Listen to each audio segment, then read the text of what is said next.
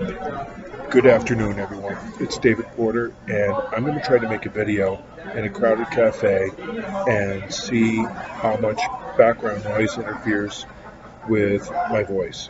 So here we go.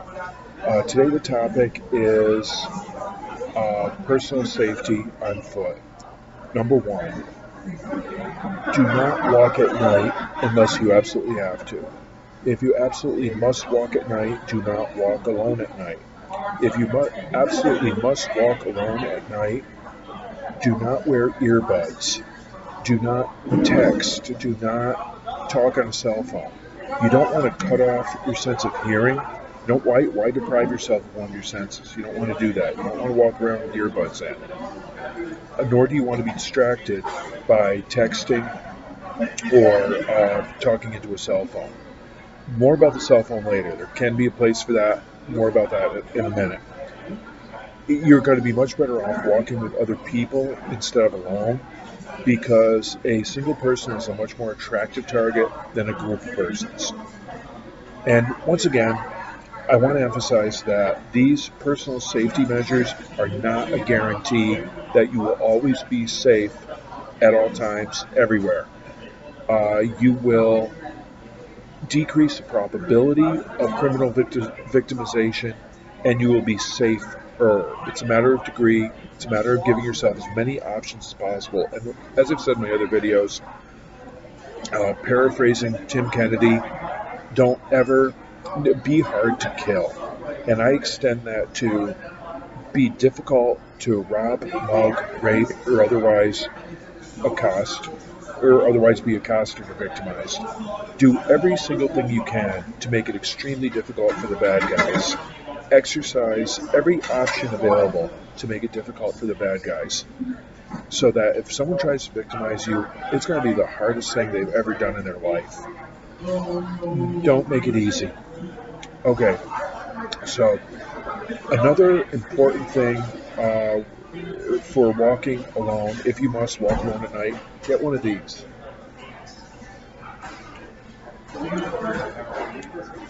Get a high quality, a very high quality LED light.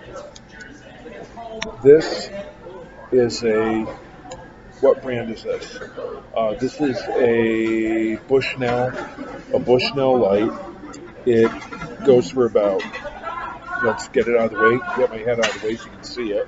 This is a Bushnell Light, and it goes for about $25 at Walmart. Now, that's a decent quality LED light.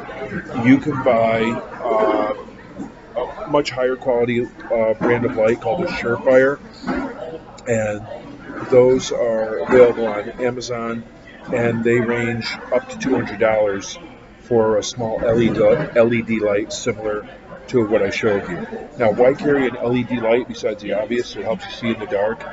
You can shine it in the bad guy's face, and those are extremely bright, and it will temporarily blind someone. Take away their night vision, give you an option, give you an opportunity to escape. You can also buy LED lights that have a beveled edge, and you can use this as a striking or a scraping weapon.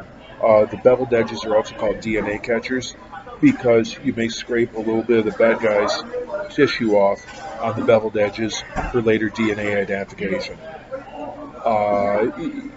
Use of a flashlight or what's called a tactical pen, which is a steel-bodied pen with a pointy edge on one end. That is going to require a modicum of training in order to utilize properly. And something else I want to emphasize, I may have said this in another video, videos are not a substitute for live training. Videos and written material are a supplement for live training. You want to get live face-to-face training with a qualified instructor, so you know what you're doing, so you have some baseline instruction, and then videos and written material are refinements. So that part is very important. So let's say you're walking alone at night because you're in a situation where you need to, and you suddenly feel like something's wrong. That means there's something wrong. Do not hesitate. Do not question that intuition. If you feel like there's something wrong, there's something wrong. What do?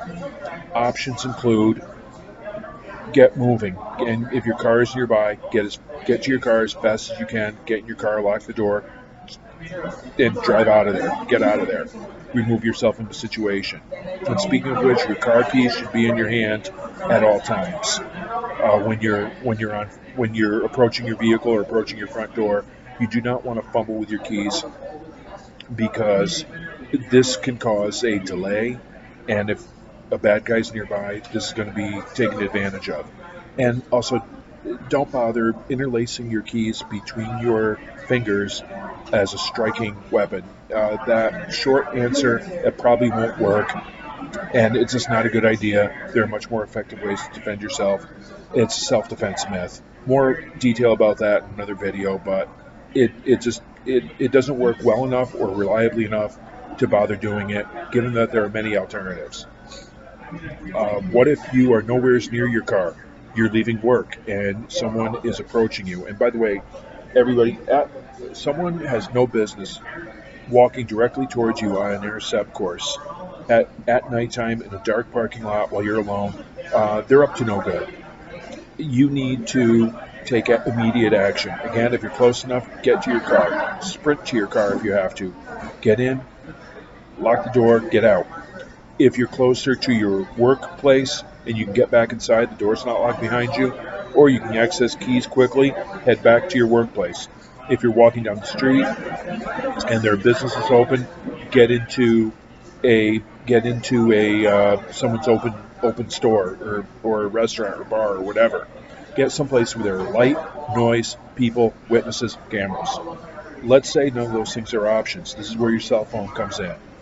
Get your cell phone out, call 911, talk to the dispatcher, tell them who you are, where you are, and what's happening. Hey, I'm in this parking lot near wherever I work, and there's a stranger approaching me, and I don't feel safe right now.